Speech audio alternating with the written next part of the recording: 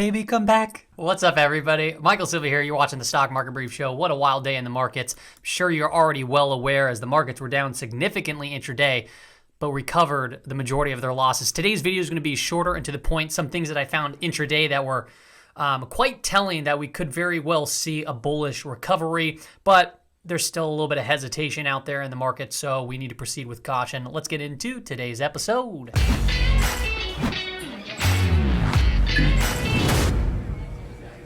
All right, everybody, welcome back. So the first chart I want to start off with is this one. Probably looks familiar. I've showed it before. One of the things that I was looking for on this quarterly chart was a tag of that 5 EMA to reconnect.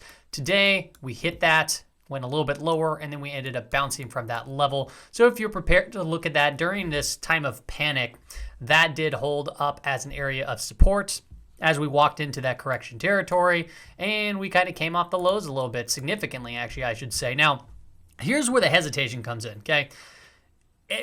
If I'm thinking about how people might be feeling during this time, during a large recovery like that, a lot of people are probably thinking, okay, the bottom's in, now we're going to start to rally. We have the FOMC meeting right around the corner. A lot of people might be saying, okay, so this is the market telling us that the Fed is going to be a little bit more dovish and they're going to back off. Is that true? Is that not true? We don't know yet. We got to wait to see what is released from the Fed. Okay, but another concern here is just because we're getting a large rally move, remember on previous episode, we talked about during times of bear markets, which we're not there yet, you typically get, and by the way, I don't understand why bear market is considered 20% and not like 22.3% or 17%, so it doesn't really make sense why it's, just 10, 20 right here, but that's, just consensus. So we'll go with it. But during times of bear markets is when you get the largest rallies. Okay, so we got a very large rally, one of which we haven't seen like in quite some time. And not saying that can't head a little bit higher, which we'll get into the charts, but you need to be very cautious in these type of rallies. And I'll show you some levels here on the shorter time frame charts as we progress forward. Let me show you another chart. This is very telling that we're still in an environment where even despite a rally, as the VIX went super, super high, right? Everyone's, panic, fear, puking out of positions. And then all you got other people trying to tag whatever bottom that there is. Understand this. Gold was up more on the day and up more on the year than the indices. So that's already a sign that something's a little bit off here. Okay, now that's how it stands right now, but you can see gold is up positive on the year, and it's up significantly from the indices. I mean, outperforming about 10% around there, right? So S&P 500 is down 7.5%-ish year-to-date chart. And then you have the NASDAQ and the NASDAQ composite down here, which the NASDAQ composite was down almost 20% from peak to trough today. It was like 19 and some change. It almost hit a bear market, or what Wall Street considers a bear market. Now, it was a wild trading day, so let me just kind of walk through the thought here.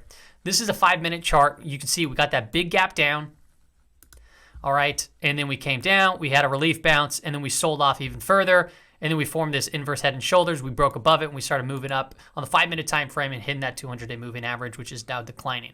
Okay, a lot of charts created this little head and shoulders pattern as we started breaking higher. I posted a lot of charts, actually, in the Discord of when we were breaking out. Both I didn't use the SPY as the proxy. I used the SSO because you can get a little bit of leverage with that. And I did ITB, I think. And then I also did IWM, which IWM showed relative strength intraday. But here was, despite all this weakness right here, there was one thing that I noticed that I was like, this is actually kind of bullish. And let me show you that. So if we run into this situation again, you might be aware of it. And that thing was the TLT. Now, I talked about the TLT being a bullish type trade type setup. And now what caught me a little bit off guard was this. We gapped up, okay? So we started right here, the 24th, right? Today's the 24th. We gapped up, and then we sold off a little bit, totally fine. And then we started rallying up again. And at this point, right around this level here, I was looking at TMF, which is a leveraged play, okay? And I was basically looking at it. I forget which exactly the level was, but I was saying if it gets above this level, I would start looking for a stronger breakout in bonds because of all this fear. Okay, so why am I bringing up this? First off, when everything was down across the board, you would think that people would fly into safety here to like the TLT, all right? But it wasn't happening, right? It did gap up out of the gates and consolidated, pulled back, and started trying to make up another move. But then we put in another lower high right there as we really were just consolidating before breaking down. So as the market kept on perpetuating itself down, there was no fear here. Like there was no flight to safety. And the fact that bonds, they weren't catching really a bid during all of this panic was like, that was the only bullish thing taking place in the markets. And let me show you a side-by-side kind of what I mean. So for example here, okay, check this out. It was just treading sideways from the open to right about here, okay? And you can see the SPY, it gapped down as this gapped up, came down. And during this breakdown right here, we weren't getting a breakout higher on TLT. And that to me was just kind of like confusing. I was looking at that back here. But then again over here where I was like, okay, this seems to be a little bit more bullish than anything. And then it wasn't until obviously a little bit later in the day where we started finding a little bit of a bottom and then just an explosive move. And then you could clearly see that inverse head and shoulders as the bonds started to actually break down, which leads me to believe that, you know, a strong move like this, we can perpetuate a little bit higher, and that could take the TLT to potentially fill this gap right at around 142. Would be a level to keep an eye on. Now, one of the things that I was looking for intraday today, which I still want to point out because it can, you know, it might still get there. But as the VIX was breaking out, okay, I was looking here, you know, it was around 38, you know, we had a high of 38.94, almost 39, which we don't hit those levels often, and I'll point that out here. So this is very rare occurrence. Now, as VIX gets higher and higher, it starts trending higher and higher. So the trend of the VIX can go higher, which tells me that there's going to be continued volatility in the markets. All right, but hear me out. So I was looking, and I think I talked about this in the yesterday's video, was I was looking for the gap above this to get filled for a long. And this really kind of is annoying because we got so close to about that 45. And that was the level where I would feel a lot more comfortable playing into from a long perspective. And we didn't quite reach it. We gapped up. We filled the gap that we left in the morning. We still have two gaps beneath us and that 45 level above us. The 45 level looks like this. I'm showing you on the hourly time frame. It dates back to April. I believe it was I can't remember if this was 2020 or 2021. 2020 right here. Boom. It was 2020. There we go. Okay, so the VIX left this little gap up here, and that's the area, you know, 44 to 45 that I was looking to start hedging long with, but we didn't quite reach there, and it still remains there, and most of the time gaps get filled, so I'm going to keep an eye there. Okay, another thing to call out is if you just zoom out of a chart, this is a 15 or 20-year chart here, okay, 20-year chart, and you could see here we tagged right up here today on the VIX, and you could count, you know, a handful of times, 1, 2, 3, 4, 5, 6, 7, 8, 9, you know, and today was 10th. So you can count the amount of times that the VIX has been here in the last 20 years. And each time that it was here, it presented some pretty crazy, I mean, that was the great financial, the recession. Here was the pandemic, you know, in 2018. That was also when like tech stocks were going down like 30, 40, 50%.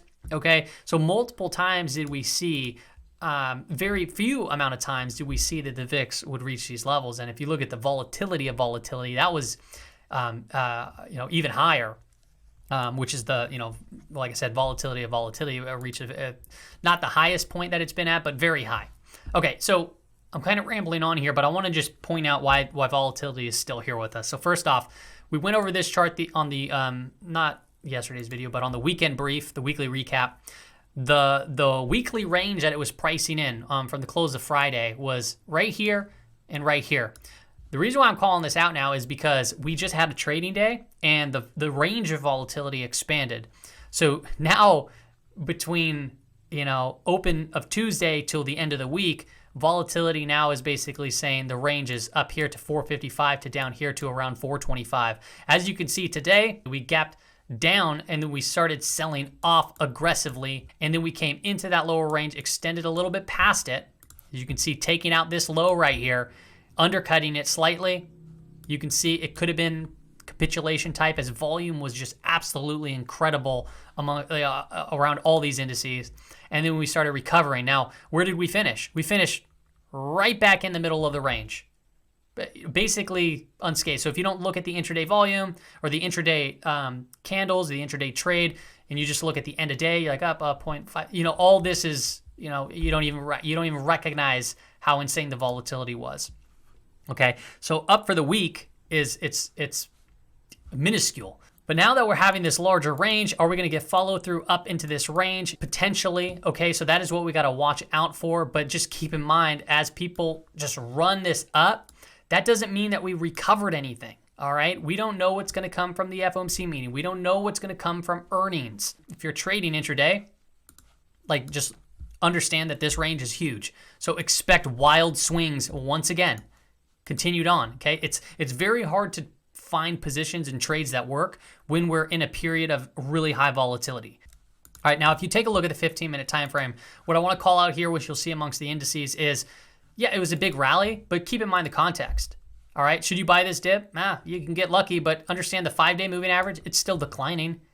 All right, why buy into this weakness and not just wait for it to recover while this starts to curve back up if that's the case?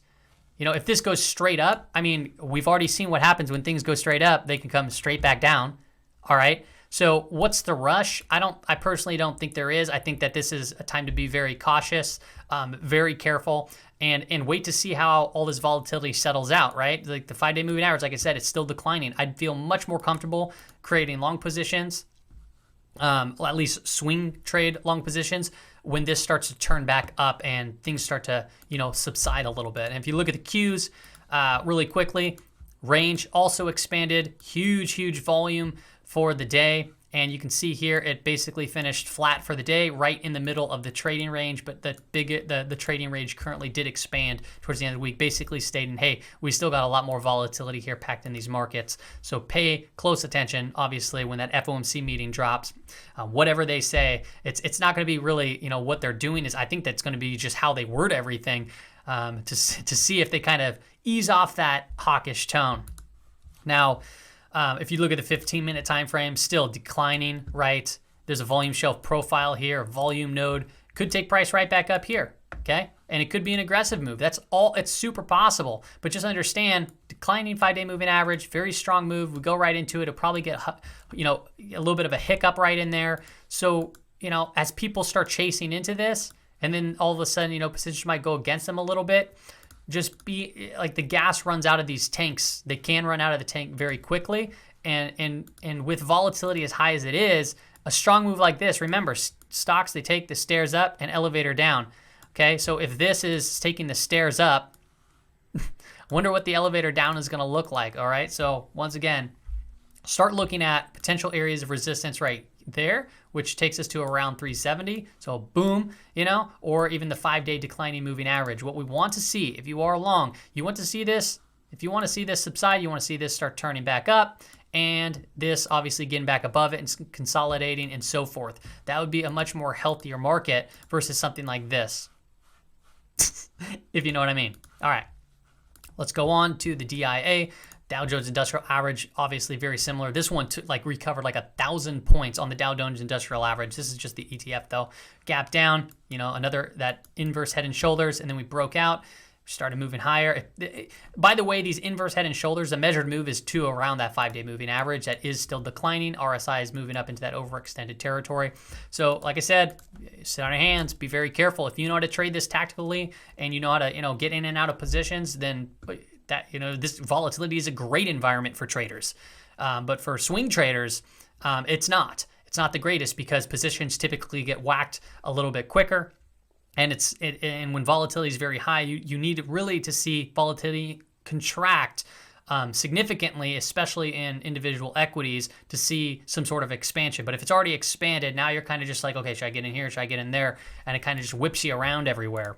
If we take a look at the IWM, this one was showing more relative strength actually midday there, and as you can see, we came. Actually, I think I posted this one on the Discord when it was breaking right there, basically saying, hey, it looks like it's going from red to green here, and we popped out, we backtested, and we started ripping higher. So if you caught that, cool.